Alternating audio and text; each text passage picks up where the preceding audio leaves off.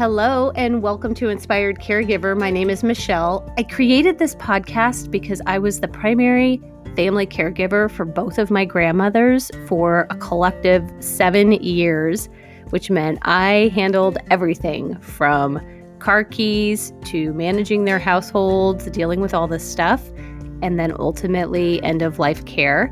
And I've worked in senior living as a result of that experience for over 7 years. So this podcast is designed to share with you insights, tips, tricks, and inspiration through those experiences, and I hope you enjoy it. Thank you for joining me on this episode of Inspired Caregiver. Hello, caregivers. How are you doing? I hope this episode finds you doing well.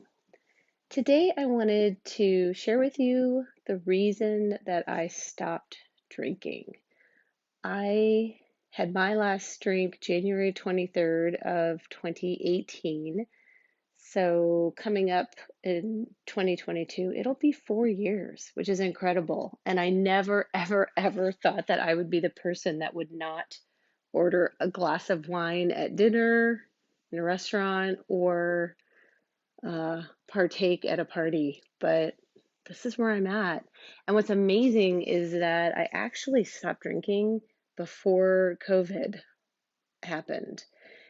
When I had my last drink, actually, even worse, 2 weeks later, my daughter ended up going in the hospital and was hospitalized for 8 days. She's fine. She's totally fine now. But I don't know. There have been a lot of stressors and opportunities to crack open another bottle. And I just wanted to share with you a little bit more about my journey with drinking.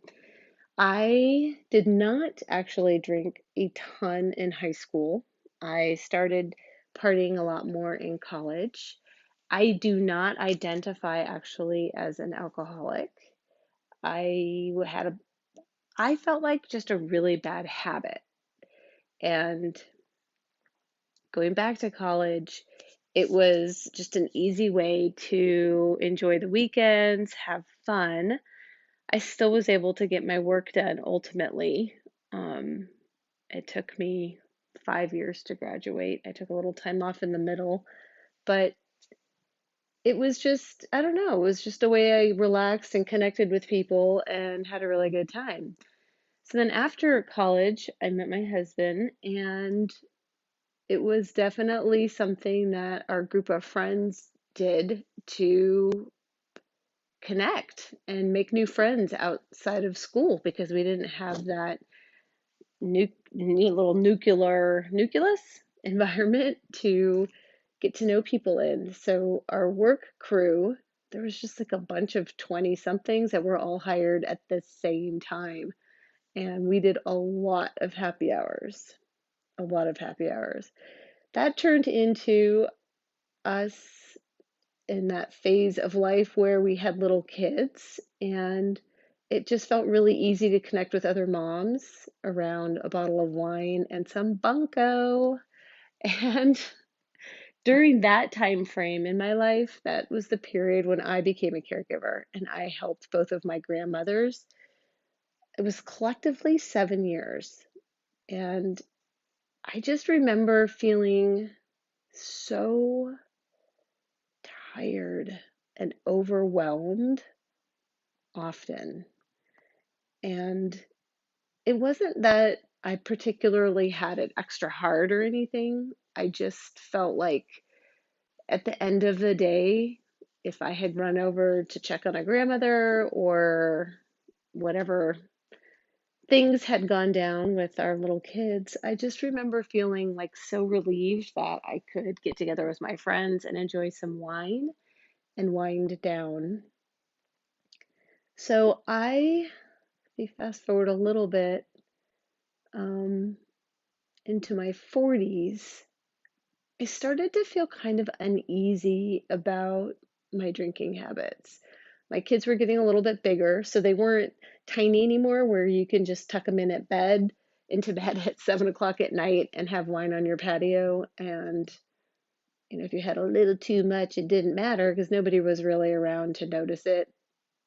meaning my kids, weren't really awake to notice it. But as my kids started getting older and staying up later, and my habit continued with having wine with friends and to relieve stress, if I was celebrating something, I just found that I didn't like that they were seeing me even in a tipsy state. And we had one incident around our fire pit where we were up with some neighbors until 3 or 4 in the morning. I mean, when we when we moved into this neighborhood, we called it the Olympic Village because um, I don't know, it felt like we were just living in a giant campus environment in these big, beautiful houses we live in. But we had the kids, up kind of too late, and they were writing notes to us telling us that they were not happy with what we were doing, drinking around the fire pit. And the next day, our daughter, like, was 12 years old, our oldest daughter, and she's 19 now. She wouldn't even look us in the eye or talk to us, and she was just really, really upset. That really, really gave me pause. And I didn't know how to change my habit at the time.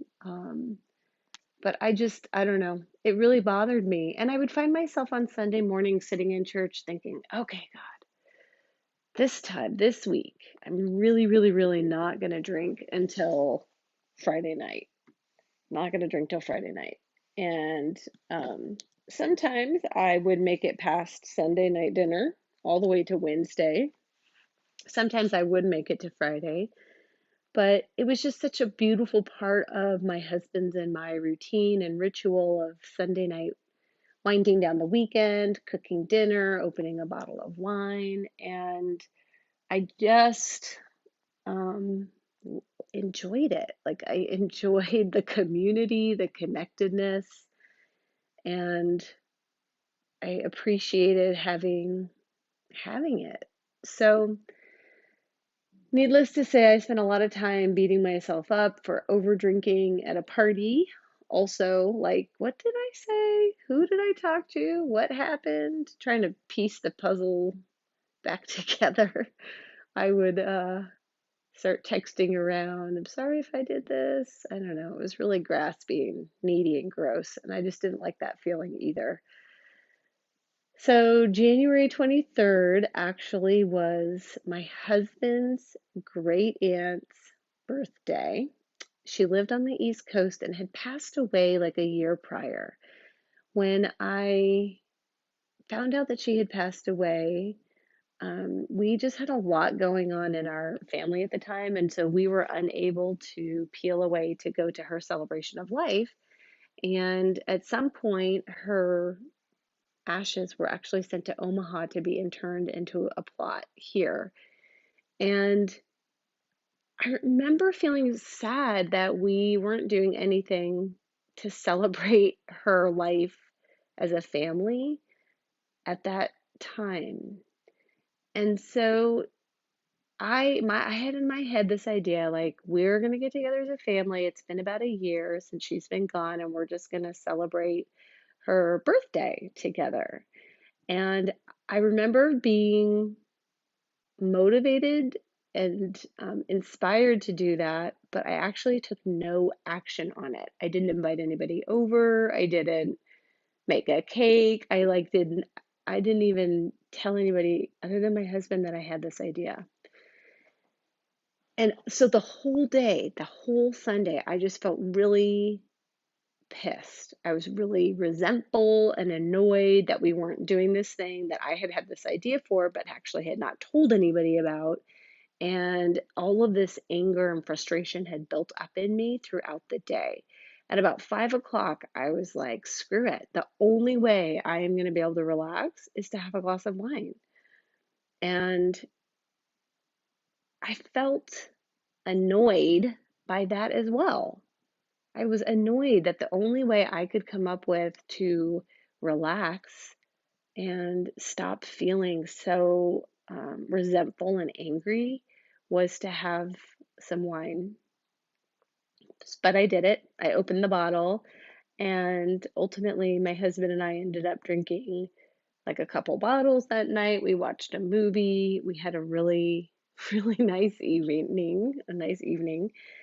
And the next day I woke up and I had resolved not to drink countless times before. Countless. I mean, over the years, I literally have no idea how many times I said, "This is it. I'm not doing this anymore." And that next morning, I woke up with such conviction, um, because I was so sad for myself. Yeah, I was sad for myself that drinking wine was the only way that I could relax. And I just felt like that's not okay. It's not okay. Like I don't even know if that's normal. I I think we've normalized drinking so much in our culture and our society. It's such an integral part of how we celebrate, how we mourn. Um, we've actually normalized drinking to this level that I think is super unhealthy, in my opinion, now that I don't drink. But just I made that decision. So January 24th, I said, that's it. I'm done. And I didn't know what to do. I didn't know what to do next because I had made that decision so convincingly so many times before and didn't stick with it. So I will share in my next episode how I did it, how I actually made it through and worked through not drinking. But the reason I stopped drinking is I was not happy with multiple aspects of how my life was going. I stopped drinking because I wanted to be a better example for my kids who were in middle school, early high school, middle school, elementary school. My gosh, we were at all the schools at the time.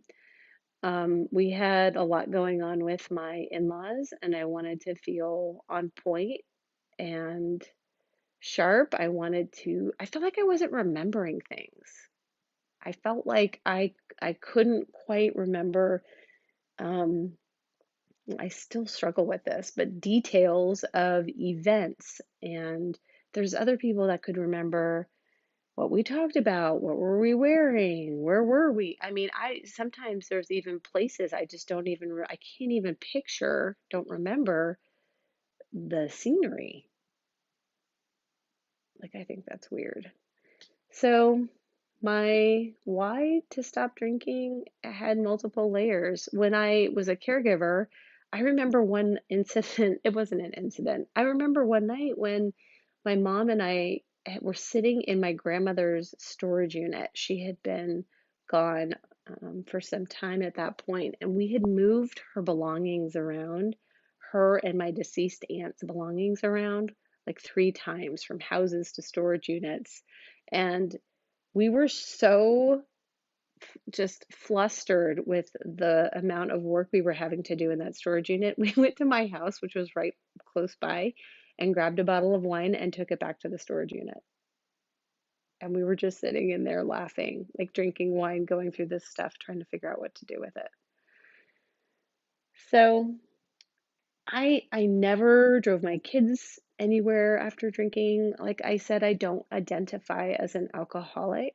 I think it was just something that started pretty innocently that got away from me in a way that just wasn't working for me anymore. The other thing is, I felt like my body, another reason I stopped drinking, I felt like my body couldn't process it as well as it had.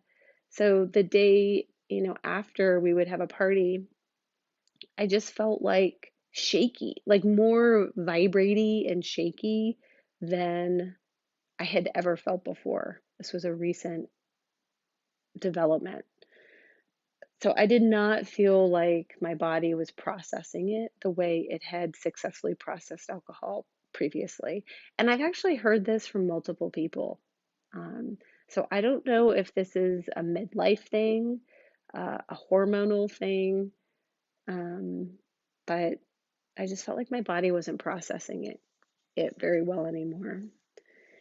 So I just wanted to continue to share this story. I have talked a lot about it on social media, on Facebook. I've posted various videos about this, and I just think it continues to be a really important subject. There's a lot of stressors in our life as caregivers, a lot of stressors in our life in general right now, and I'm not sure we're coping with it the way we want to be. I I'm hearing and seeing that people are getting pretty burnt out, and so I just wanted to continue to share my journey with you.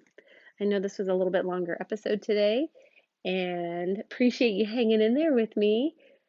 If you want to message me, you're welcome to do so. I'm an open book about this subject, so I'm happy to talk with you if you would like. And in our next episode, I will talk about how I stopped drinking, what I did to kick the habit to the curb. So I hope you have a beautiful day. You are doing an amazing job. If you haven't heard it recently, you are so appreciated and valuable, and you're doing a really great job. And I love you. So I hope you have a great day, and I will see you on our next episode. Thanks for joining me today.